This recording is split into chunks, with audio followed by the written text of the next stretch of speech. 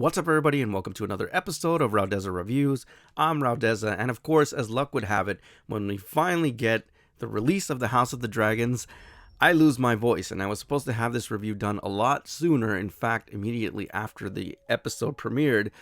And you can tell my voice is still a little bit hoarse. I'm not 100% yet, but I do want to get this review out because I have tons to say about this. It's very exciting. As you guys know, we are a couple years removed from the final season of Game of Thrones, and I'm not going to relitigate whether or not it was good. It certainly was rushed, and it had a lot of flaws, guys, but whatever. It was what it was. We have to move on. We now have a new iteration of this universe, which is completely fascinating, guys, and again, I was really anticipating this, so we're going to get right into it. This is my official review of the House of the Dragons, the season premiere review. Let's take a closer look. Did I just pluralize this show, the House of the Dragons? Sorry, I meant the House of the Dragon. Of course, my freaking voice is killing me right now. Now, obviously, one of the reasons we're really excited is because this takes place in the Game of Thrones universe, and I think one of the things they did really well is explaining this, and very necessary. This takes place 200 years before the events of Game of Thrones and 172 years approximately before the birth of Daenerys Targaryen, or the Mother of Dragons.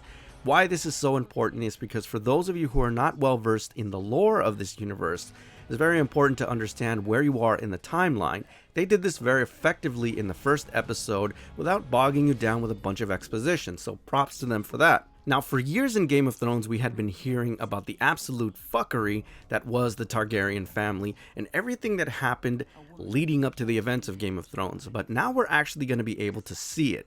And what I think that they also did well, and they dropped a lot of Easter eggs here, is that they really researched the source material, meaning the novels or the books, to get us to this point. Now, I'm not going to spoil anything, but it certainly is evident in the first episode that they really did their homework here, guys, and I think that's really impressive. Now, here's the real challenge of the House of the Dragon, or at least the series.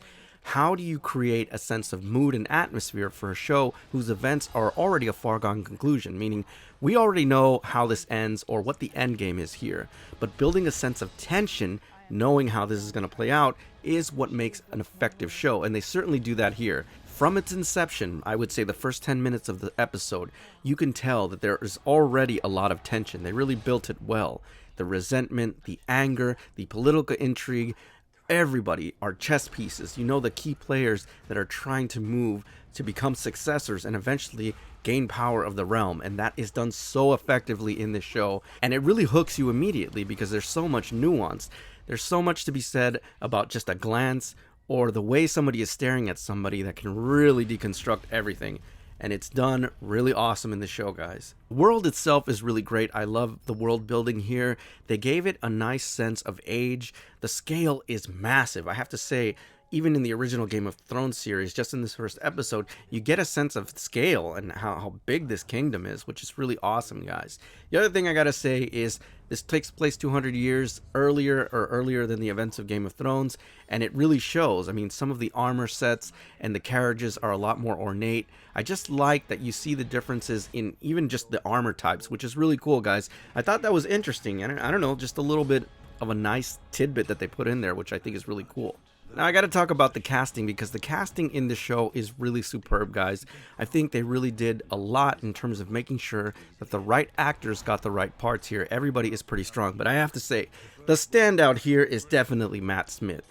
This guy is freaking imposing. He is a force of nature. In fact, this guy is more imposing and has more of a presence than some of the dragons in the show. And they're freaking huge and all over the goddamn place. So that just goes to show you that in terms of making a villain really stand out, or anti-hero, I don't know, however you want to call him, holy shit, guys, this guy did not fuck around. And in case you thought HBO was pulling punches and gonna censor some of their content, so to speak, and thought that this was gonna be Game of Thrones light, holy crap. Guys, nothing could be further from the truth. This is a very brutal and bloody show. It actually made me gasp a little bit at some of the things that happened already just in the first friggin' episode, guys. So if you have any doubts about that, nope, this is full-on Game of Thrones. It is not Game of Thrones light, and it's definitely not for the kiddies. Now, of course, guys, to be fair to the situation, it's very difficult to see where a show is going to go just from the first episode. But so far, I have to say I'm really impressed. I'm already hooked. Looking forward to next Sunday. And I gotta say, guys, pretty freaking awesome show so far. Alright guys, so that's my official review of the House of the Dragon, the series premiere episode. Let me know in the comments section if you guys want me to do a spoiler discussion or just have an overall discussion of the week's events, because I think that would be pretty interesting and maybe something that you guys would want me to do. Leave a comment in the comment section. Let me know what you think about the show so far. Personally, I really like it. I like the direction it's going in. Again, it's the first episode, but let's hope that they don't commit the sin of season 8, which was really kind of messed up, guys. But I don't think that's what's going to happen. I'm very hopeful for the show. So far, I like what I see, but I want to know what you guys think. Let me know. As always, I thank you for tuning in, and I'll see you on the next Raudeza Reviews.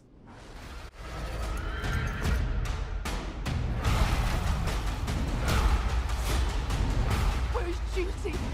Where is sacrifice?